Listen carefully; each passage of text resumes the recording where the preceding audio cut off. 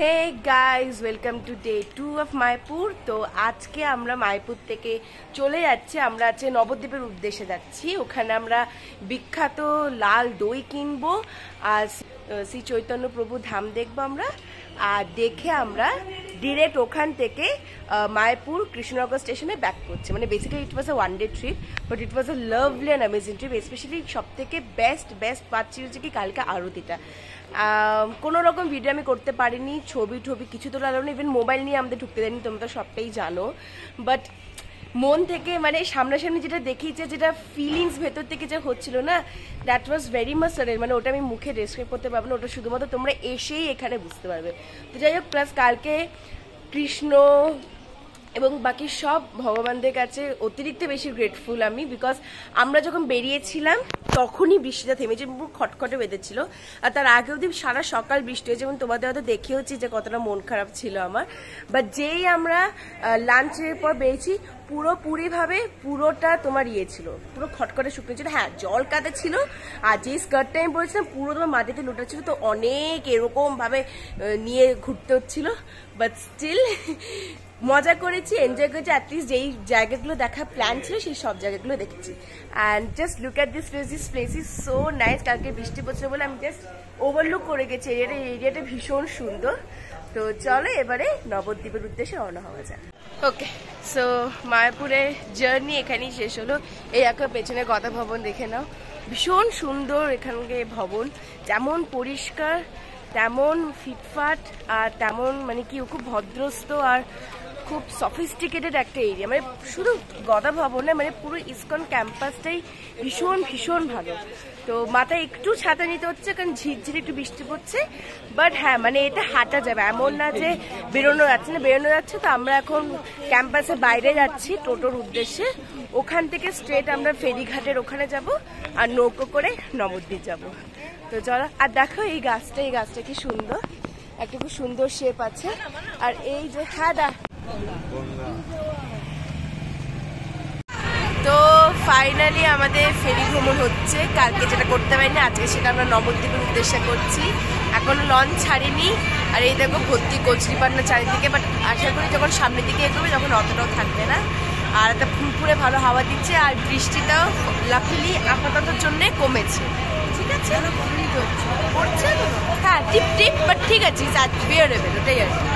তো চলো তোমাদের দৃশ্য দেখো। ফেরি করে কিন্তু নদী পার হয়ে আমরা সোজা চলে গেলাম নবদ্বীপের বিভিন্ন সাইট সিনের উদ্দেশ্যে। এবং বলতে গেলে শ্রী চৈতন্য প্রভুর কিন্তু ওটাই আসল জায়গা। ওখানে ওনার জন্মস্থান ছিল, ওখানে উনি কোথায় কি করতেন প্রত্যেকটা জায়গা এখনও সযত্নে মেনটেন করা। এবং শ্রী চৈতন্য প্রভু মাসির বাড়ি থেকে শুরু করে প্রত্যেকটা জায়গা আমরা দেখি, যেমন শ্রী চৈতন্য প্রভুর জন্মস্থান, তারপর শ্রী চৈতন্য প্রভুর ধাম, আরও অনেক কিছু।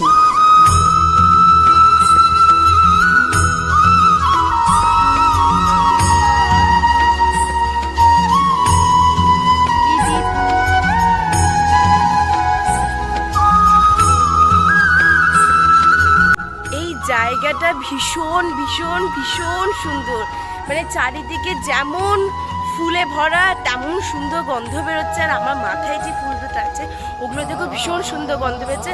আর তেমন শ্রী চৈতন্য প্রভুর বিভিন্ন সময় বিভিন্ন সিনারি তোমার স্ট্যাচুর মাধ্যম দিয়ে ওরা কনজার্ভ করে রেখে দিয়েছে, মানে তুলে ধরেছে, এক্সিবিট করেছে আমাদের সামনে।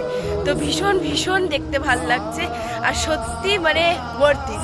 তো আমরা এখন এই বিখ্যাত বিশাল বড় শ্রী চৈতন্য প্রভু স্ট্যাচুটার সামনে যাওয়ার চেষ্টা করছি। ওখানে গিয়ে তোমাদের ভালো করে একদম ফুল ক্লোজার একটা ভিউ দিচ্ছি।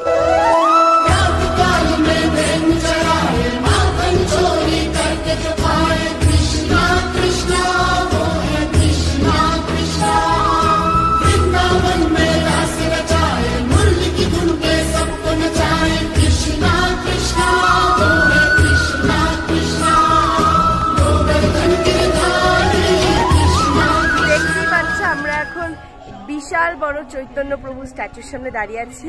তো ভীষণ সুন্দর জায়গাটা। এখানে আবার কৈলাসের একটা রেপ্লিকা তুলে ধরার চেষ্টা করেছে, শিব, ওখানে বৈদ্যনাথ টেম্পল সব আছে। তো এবার আমরা আমাদের নেক্সট ডেস্টিনেশনে যাচ্ছি। বিশ্বাস করো নবদ্বীপে কিন্তু সাইট সিনগুলো সত্যিই খুব ভালো, মায়াপুরেরও ভালো ছিল, কিন্তু নবদ্বীপটা আরও ভালো লাগছিল বিকজ খুব সুন্দর সাজানো সবকটা মন্দির আর সবকটা মন্দিরের ক্যাম্পাসগুলো।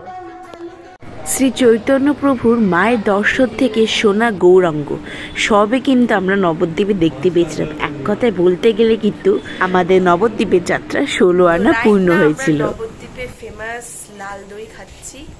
তো তুমি একটু ধরো ক্যামেরাটা এভাবে, একটা চামচ দেবেন দাদা।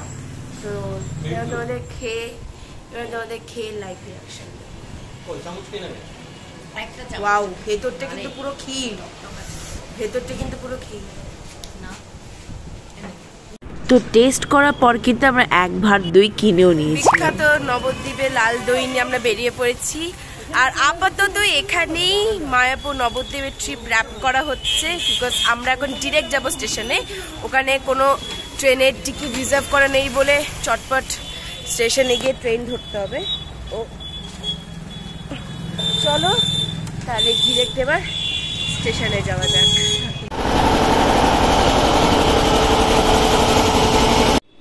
Okay, so finally after train journey we are back to Kolkata.